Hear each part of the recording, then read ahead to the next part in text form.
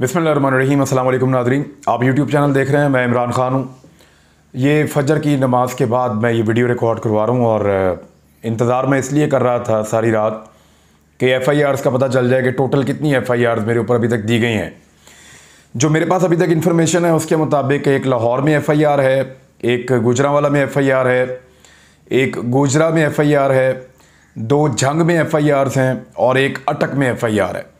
बाकी FIRs का अभी तक पता नहीं चला, लेकिन ये 6 FIRs मेरी इत्तला के मुताबिक, जिनमें से 5 की कॉपी गालिबन मेरे पास मौजूद है और 6 FIRs टोटल मेरे ऊपर दी गई हैं और ये पंजाब के अंदर FIRs हो रही हैं।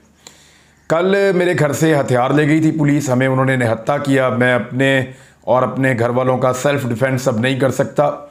मेरे तमाम लाइसेंस इन्होंने मनसूख कर दिए हैं। पाकिस्तान की इंटेलिजेंस एजेंसीज़ ने, जो बहुत हसास इदारे हैं, उन्होंने मुझे कई मरतबा इस बात से आगाह किया कि आप अपनी सिक्योरिटी का बंदोबस्त करें और आपको अपनी सिक्योरिटी अपने साथ रखनी है और आपको ज़रूरत है उसकी, क्योंकि आपकी लाइफ ख़तरे में है। कई दफ़ा उन्होंने कहा। तो उसके बाद फिर मैंने ये लाइसेंस वगैरह लिए थे और हथियार भी लिए थे, सिक्योरिटी भी थी और ये सब सरकारी अप्रूवल के साथ था और मैंने मकामी पुलिस को, सबको आगाह किया हुआ था, हर चीज़ की वेरिफिकेशन हुई थी। लेकिन वो अचानक उन्होंने रात गए कार्रवाई की और फिर मेरा सारा असला और चीज़ें लेकर चले गए। ये कार्रवाई करने के बाद मुझे पता चला कि मेरे ऊपर FIRs दी जाएंगी और कल रात गए इन्होंने FIR देना शुरू की और लगातार बहुत सारी FIRs हुई हैं 29/6/2022 को, यानी गुज़िश्ता रात को। अब वो FIRs के अंदर लिखा क्या है, ज़रा आप ये सुन लें, आपको आइडिया हो जाएगा कि मैंने जुर्म क्या किया और मेरे ऊपर FIR क्या है। थोड़ा मुझे गौर से पढ़ना पड़ेगा, मैं इसको ज़रा करीब कर लेता हूँ अपने, ताकि मैं आपको आसानी से बताऊँ कि ये क्या है। FIR में लिखा है जी कि ये गुजरा वाली FIR मैं आपको पढ़ के सुना रहा हूँ।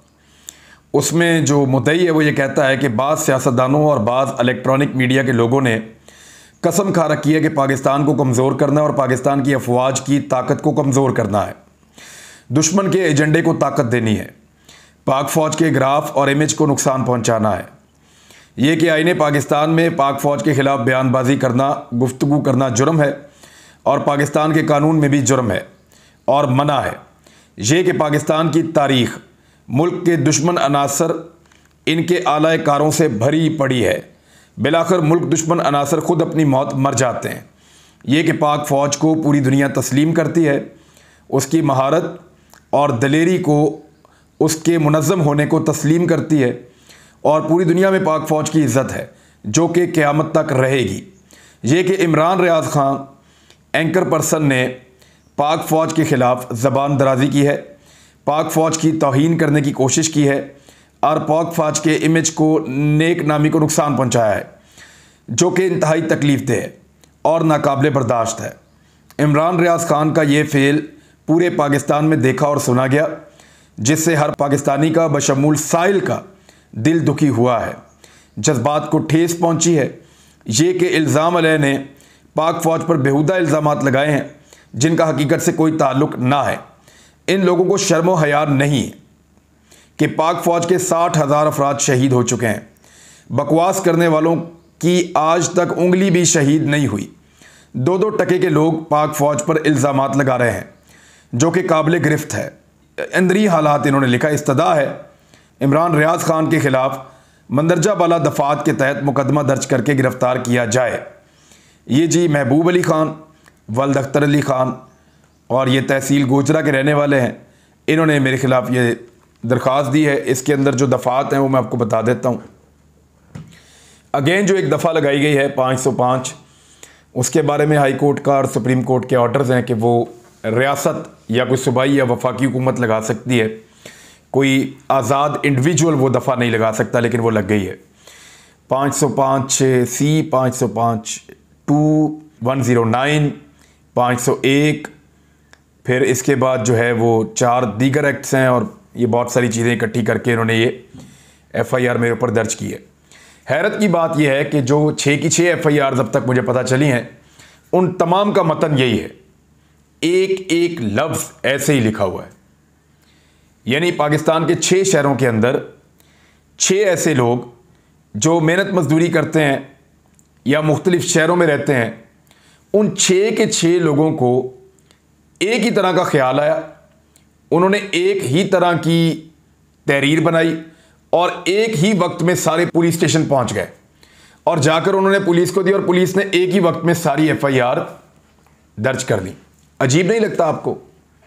यानी एक एफआईआर, यानी मुझे इससे एक चीज समझ आती है कि ये एक ही दफ्तर में बैठ के एफआईआर लिखी गई है, इसका मतन तैयार किया गया एक ही दफ्तर में और उसको मुख्तलिफ शहरों में भिजवा दिया गया पुलिस के पास और उन्हें कहा गया कि आपने ये एफआईआर दर्ज करनी है, अपना मुद्दई तैयार कर लें। और पुलिस ने कोई भी मुद्दई खड़ा करके एक एक करके ये एफआईआर्स कर दी, क्योंकि वो तहरीर सारी की सारी एक जैसी है। जितनी भी, सब में उंगली भी नहीं कभी कटाई, अपनी उंगली भी शहीद नहीं करवाई, 2-2 टके के लोग और पाक फौज के खिलाफ जबान दराजी, मेरा दिल दुखा है, ये एक एक लफ्ज और एक एक जुमला जैसे शुरू होता है पहली एफआईआर में वैसे ही शुरू होता है आखिरी एफआईआर में, जैसे खत्म होता है पहली एफआईआर में वैसे ही खत्म होता है आखिरी एफआईआर में। ये तो मुमकिन नहीं है कि तमाम लोगों को एक ही तरह का ख्याल आ रहा हो और वो एक ही तरह के अल्फाज लिख रहे हों और एक ही तरह के जुमलों का चुनाव कर रहे हों। ये नहीं हो सकता। इसका मतलब है कि ये एक डेलिबरेट एफर्ट है और ये एक डिजाइन के तहत एफआईआर्स कटवाई गई हैं सारी की सारी। 6 मुझे मिल गई हैं, बाकी भी मिल जाएंगी। और ये किसी एक ऑफिस से बैठकर काम हुआ है, मुझे वैसे पता है। तो एक जगह से बैठकर ये काम हुआ है। कुछ 4 टीमें भी पुलिस की बनाई गई हैं मुझे गिरफ्तार करने के लिए।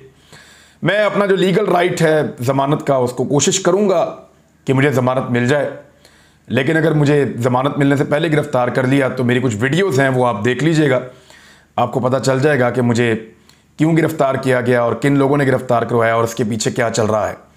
बहरहाल ये सारी एफआईआर थी, ये सारी सूरत हाल है। एक चीज़ मैं आपको बताना चाहता हूँ, मैं वैसे कहता नहीं हूँ ऐसी बात, ऐसा लगता है कि आदमी कमज़ोर पड़ रहा है, लेकिन वाकई तकलीफ़ होती है। ऐसे यहाँ दिल में आपको तकलीफ़ होती है जब आपके ऊपर एफआईआर आती है ना, इसकी गद्दारी की और बगावत की, अपनी फ़ौज के ख़िलाफ़ बोलने की। मैं अपनी फ़ौज के ख़िलाफ़ क्यों बोलूँगा? मेरी फ़ौज है, पाकिस्तान की जुग्राफियाई हिफाजत करती है फ़ौज, यहाँ एफआईआर के अंदर लिखा हुआ है। इस आदमी ने कभी जुग्राफिया देखा भी नहीं हुआ जिसने एफआईआर दी है। मैं एक एक बॉर्डर पे गया हूं अपनी फ़ौज के लिए, मुश्किल और आसान दोनों तरह के हालात में गया हूं। सियाचिन से लेकर कराची के समुद्रों तक, सरक्रीक तक मैंने इनकी कवरेज की है। मेरे से ज़्यादा मेरी फ़ौज से प्यार करते हैं आप, सवाल ही पैदा नहीं होता। फ़ौज जानती है, फ़ौज का एक एक जवान जानता है, एक एक ऑफिसर जानता है, सबको पता है कि मैं फ़ौज से प्यार करता हूं। मेरी जान है अपनी फ़ौज के अंदर और फ़ौज वाकई मेरे से प्यार करती है, मुझे इस बात का भी पता है, मुझे उनका फीडबैक भी आता है। और ये एफआईआर जो है इनकी कोई हकीकत नहीं है, लेकिन दिल को तकलीफ होती है। यानी जब आप ये कहते हैं ना कि मैं बहुत बड़ा हुब्बुल वतन हूं और ये आदमी गद्दार है या बागी है या अपनी फ़ौज से नफरत करता है, मुझे आप उस सफ़ में खड़े कर देते हैं जहां पे लोग फ़ौज की वर्दी के खिलाफ नारे लगा रहे होते हैं। मुझे वहां खड़ा करते हैं जो पाक फ़ौज के खिलाफ प्रोपेगेंडा करते हैं। मुझे पाक फ़ौज से कभी कोई गिला नहीं रहा और ना कभी होगा। मुझे एक पॉलिसी से गिला है और वहां मैं सवाल उठाने में हक बजानिब हूं। मैं सिर्फ सवाल पूछता हूं और जवाब मांगता हूं, और वो भी आइन और कानून के दायरे के अंदर रहता हुआ। अब उसके बदले में आप मेरे हथियार छीन लेंगे, मुझे निहत्था करेंगे। पहले आपने मेरे से मेरा चैनल छीन लिया, मुझे टीवी चैनल से ऑफ एयर किया, मुझे निहत्था किया वहां पे भी। अब मेरे जो फिजिकल आर्म्स थे वो भी आपने मेरे से ले लिए कि मैं अपनी और अपने घर वालों की सेल्फ डिफेंस ना कर सकूं। कोई बात नहीं, इसके ऊपर भी गिला नहीं है, लेकिन ये जो बार बार हमारी पीठ में खंजर घोंपा जाता है ना, गद्दारी और बगावत के मुकदमात का, इससे बड़ी तकलीफ होती है, वाकई होती है, बुरा लगता है। तो ये सूरत हाल आपके सामने है।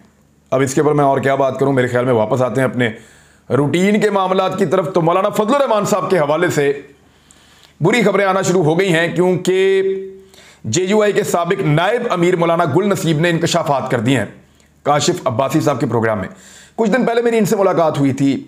एक किताब भी मेरे हाथ आई है जो मौलाना फजलुर रहमान साहब के बारे में बहुत कुछ बता रही है, उनकी पार्टी के बारे में। मैं उस किताब को पढ़ने की कोशिश कर रहा हूँ, टाइम कम मिलता है, लेकिन जब वो किताब मैं पढ़ लूँगा तो बहुत सारे हकायक आपके सामने लेकर आऊँगा और बहुत सारे पोल उस किताब के अंदर खुले हुए हैं। अभी एयरवे का जो प्रोग्राम था उसके अंदर उन्होंने कहा कि मौलाना फजलुर रहमान ने इमरान खान पर यहूदी एजेंट का इल्ज़ाम लगाया।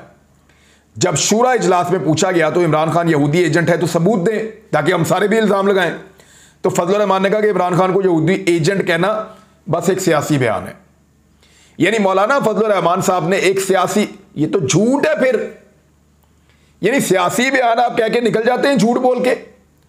मौलाना फजलुर रहमान साहब ने उनकी पार्टी के लोगों को यह कहा कि एक्चुअली इमरान खान यहूदी एजेंट नहीं है, ये मैं झूठ बोल रहा था, यानी सियासी बयान दे रहा था। यही बात है ना, यही उन्होंने कहा और यही क्लेम किया मौलाना गुल नसीब ने। और उसके अलावा उन्होंने कहा कि दीन की बातें करने वालों का सियासी बयान देने से क्या ताल्लुक है। फजलुर रहमान अमेरिका के हामी हैं और वो अमेरिका के मुखालिफ नहीं हैं बल्कि हामी हैं। उन्होंने कहा JUI शख्सी तसल्लुट से आज़ाद हो जाए तो वापस जाने को तैयार हो। पार्टी में वापस गए तो JUI इमरान खान से इत्तेहाद करेगी। उन्होंने एक और बात भी की, उन्होंने ये भी कहा कि इनको बैरून मुल्क से फंडिंग भी आती है फजलुर रहमान साहब की जमात को। तो अब फजलुर रहमान साहब के ऊपर बहुत सारे इल्ज़ाम इकट्ठे हो गए। एक ये कि उन्होंने इसराइली सफ़ीर से मुलाकात की, एक ये कि वो अमेरिका के हामी हैं, दूसरा ये कि इमरान खान पे उन्होंने झूठ बांधा कि वो यहूदियों का एजेंट है, चौथा इल्ज़ाम ये है कि मौलाना फजलुर रहमान साहब को बाहर से फंडिंग भी आती है। ये सारी चीज़ें इकट्ठी हो गई हैं। देखना यह है कि फजलुर रहमान साहब इसका क्या जवाब देते हैं। जवाब से ख्वाजा आसिफ साहब को सवाल पूछा गया, महंगाई बहुत ज़्यादा हो गई है, तो ख्वाजा आसिफ साहब ने कहा कि आज छुट्टी है और छुट्टी तो बहुत जल्द होने वाली है। तो इस सवाल जवाब से मुझे एक बात याद आ गई। अब मैं एक चीज़ और आपको बताना चाहता हूँ। इसहाक डार साहब पाकिस्तान वापस आ रहे हैं और उन्होंने कह दिया कि मियां नवाज शरीफ साहब के हुक्म के ऊपर मैं पाकिस्तान वापस आ रहा हूँ। और डॉक्टर इतना सियाना है जो इसहाक डार साहब का है कि उसने कभी इजाज़त नहीं दी इसहाक डार साहब को पाकिस्तान ट्रेवल करने की कि बीमार आदमी है ना जाए। लेकिन जैसे ही पाकिस्तान में हुकूमत बन गई, हालात साजगार हो गए, मामला तय हो गए, तो अब इसहाक डार साहब को पाकिस्तान वापस आने की इजाज़त उनका डॉक्टर दे रहा है कि अब आप ठीक हैं, अब आप पाकिस्तान जा सकते हैं। तो इस पर रहीक अब्बासी साहब ने एक बड़ा ज़बरदस्त ट्वीट किया है और उन्होंने DGI-SPR साहब से यह सवाल उठाया। यानी जावेद चौधरी साहब ने कॉलम में लिखा कि जनरल बाजवा साहब को इटली के सफ़ीर ने यह बताया था कि इसहाक डार ने किस तरह उनसे रिश्वत और कमीशन मांगा था, और सुना है अब वो मफरूर मुजरिम साफ शफाफ होकर वज़ीर ख़जाना बनने आ रहा है। इस पर भी किसी TV चैनल पर मौक़िफ़ दे दें। ये DGI-SPR को उन्होंने ये कहा। और जो उन्होंने कहा कि जावेद चौधरी साहब ने जो लिखा था वो भी मैं आपको पढ़ के सुना देता हूँ, कॉलम का हिस्सा। उन्होंने कहा हम अब आते हैं वेस्पा के इशू पर। स्टेफनो पोंटे कोरोवो ये पाकिस्तान में इटली के सफ़ीर थे, ये आजकल अफगानिस्तान में नेटो के सिविल नुमाइंदे हैं।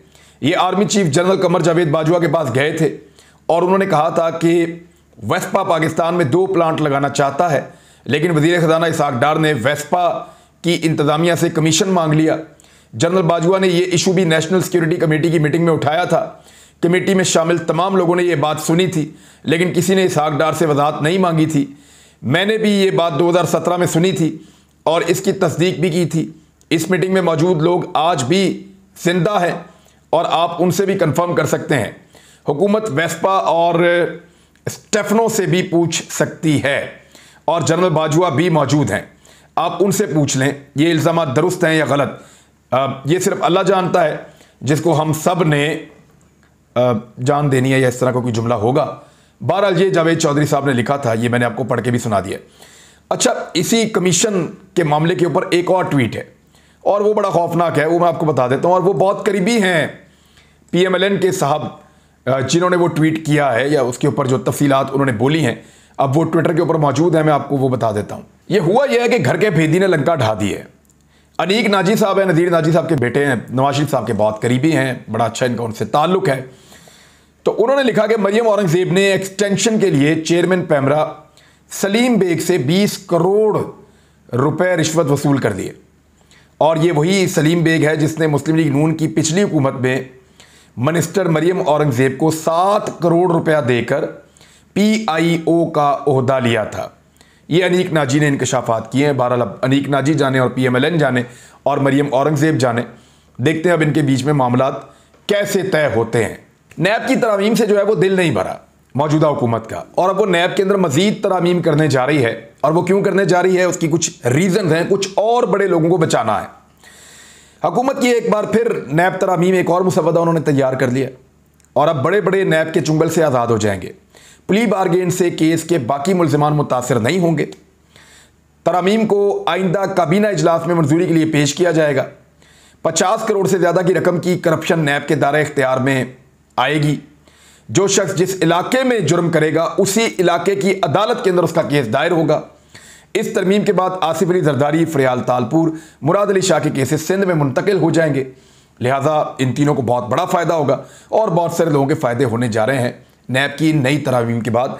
तो ये लगता है ऐसा कि पीपल्स पार्टी की जो है वो डिमांड के ऊपर नैब की ये नई तरमीम जो है वो तैयार की गई हैं। तो नाज़रीन, अब तक के लिए इतना ही।